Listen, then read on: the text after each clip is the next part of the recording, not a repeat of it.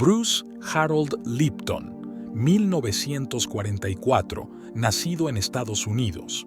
Es doctor en biología celular por la Universidad de Virginia, en Charlottesville, entre 1973 y 1982.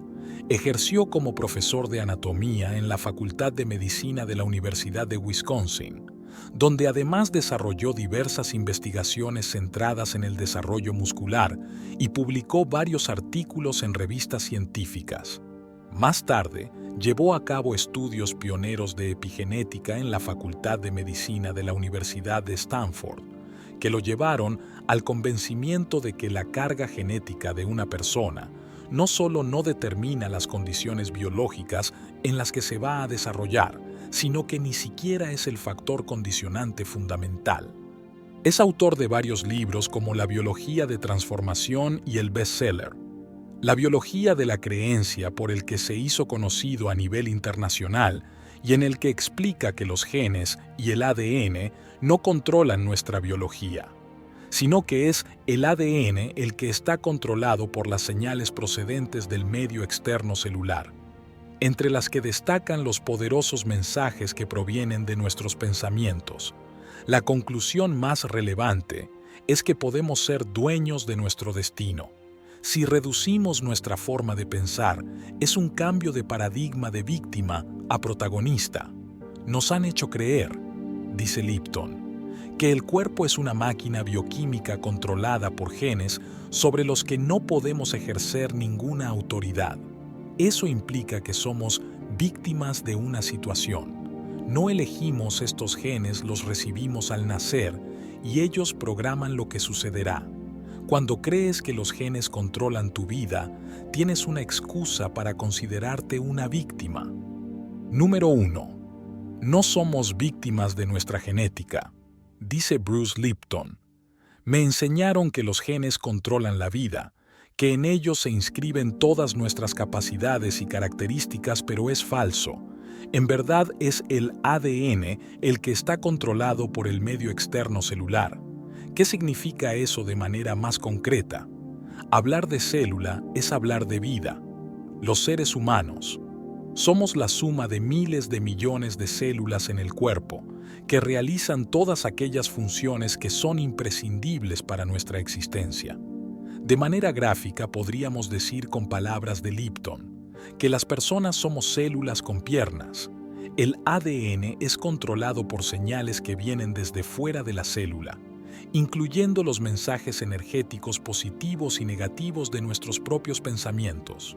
Es decir, lo que condiciona a todo organismo vivo es su entorno físico y energético, el ambiente en el que vivimos, entorno físico y nuestros pensamientos. Entorno energético influyen decisivamente en nuestra salud y felicidad. El mejor ejemplo es una conocida investigación en el campo de la epigenética liderada por Michael Meaney de la Universidad McGill en Montreal, Canadá, acerca de cómo el cuidado materno podía modificar el desarrollo cognitivo de las crías de ratón, así como de la capacidad de hacer frente a situaciones de estrés. En el experimento participaron dos grupos de hembras de ratón. Unas eran muy maternales y las otras no tanto. Se pusieron a sus crías junto a ellas y luego se intercambiaron los ratones que se criaron con madres menos afectuosas, fueran o no biológicas.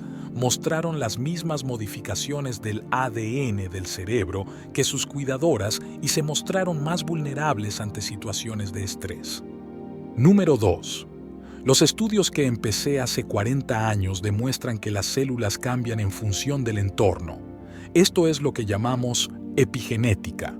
Según el entorno y como tú respondes al mundo, asegura Lipton, un gen puede crear 3.000 diferentes variaciones. Por tanto, somos algo más que unos genes. El prefijo EPI significa por encima. Esto es epigenética. Quiere decir más allá de genética. Escribe Lipton. Yo trabajaba con las células en los años 60 y un experimento que hice cambió mi forma de ver el mundo. Cogí grupos de células y las puse en 3 placas y cambié el medio de crecimiento y los componentes del medio ambiente en cada una de ellas. Luego verifiquen. Una de las placas se formó hueso, en otra músculo y en otra células lipos. ¿Qué fue lo que controló el destino de cada una de ellas si eran genéticamente idénticas? Los genes. No lo controlan todo, es el ambiente. El ser humano es el que controla dependiendo de cómo lee el ambiente, de cómo su mente lo percibe. No estamos limitados por nuestros genes, sino por nuestra percepción y nuestras creencias. Thomas Genuine del Instituto Max Planck explica qué es la epigenética de manera muy ilustrativa. La diferencia entre genética y epigenética puede compararse con la diferencia que existe entre escribir y leer un libro. Una vez que el libro ha sido escrito, los genes o la información almacenada en el ADN será el mismo en todas las copias. Sin embargo, cada lector podría interpretar la historia del libro de forma diferente, con sus diferentes emociones. De una forma similar, la epigenética permitiría diferentes interpretaciones de un molde fijo y que darían lugar a diferentes lecturas, dependiendo de las condiciones variables en las que se interprete el molde. Científicamente, la epigenética se define como el estudio de las modificaciones en la expresión de los genes que no obedecen a una alteración de la secuencia del ADN.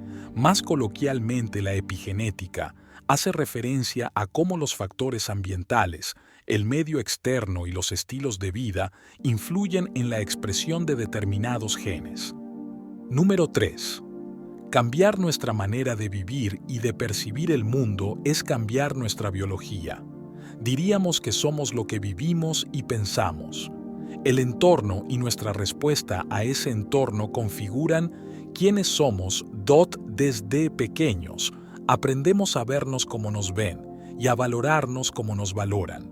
Lo que escuchamos y vivimos da forma a nuestra identidad para bien y para mal. Vemos el mundo no como es, sino como somos. Y esa forma de interpretar el mundo determina cómo actuamos y lo que conseguimos. Esto debe llevarnos a reflexionar con cuidado acerca del entorno en el que vivimos, cómo nos influye y también el ambiente que generamos en los demás. El poder del medio y el contexto ha sido estudiado por Eric Nestler, director del Instituto del Cerebro de la Escuela de Medicina Montes Sinaí de Nueva York, quien ha demostrado cómo las vivencias emocionales pueden producir cambios que afectan a rasgos fisiológicos y conductuales, tanto en sentido positivo como negativo. Nadie es inmune al poder de los cambios que afectan a rasgos fisiológicos y conductuales, tanto en sentido positivo como negativo. Nadie es inmune al poder del entorno en el que vive por mucho que quiera. Somos producto del entorno en el que vivimos. El entorno ejerce una fuerza sutil que nos arrastra hacia una determinada forma de pensar, sentir y actuar. El contexto nos impulsa o nos reprime. Puede sacar lo mejor de una persona o reprimir su potencial. Por eso muchas veces para cambiar de vida basta cambiar de entorno. Número 4. Somos víctimas de nuestras creencias. Las creencias están incrustadas en lo más profundo de nuestro inconsciente. Determinan toda nuestra vida. El inconsciente es un procesador de información, 1.000.000 de veces más rápido que la mente consciente y utiliza más del 95% del tiempo la información ya almacenada desde nuestra niñez como referencia. Por eso cuando decidimos algo conscientemente, como por ejemplo ganar más dinero, si nuestro subconsciente contiene información de que es muy difícil llevar un buen nivel de vida o que el dinero es algo poco espiritual, no lo conseguiremos. Hay barreras inconscientes que nos limitan nuestra vida. Es siempre una proyección visible de nuestro inconsciente. Lo que te funciona bien en la vida son esas cosas que el inconsciente te permite que funcionen. Por el contrario, lo que requiere mucho esfuerzo son esas cosas que tu inconsciente no apoya. La conclusión es obvia: o gobiernas tu inconsciente o tu inconsciente te gobierna a ti. La clave está en la reprogramación del inconsciente. en cambiar todos esos patrones negativos que nos limitan por otros positivos que nos estimulan.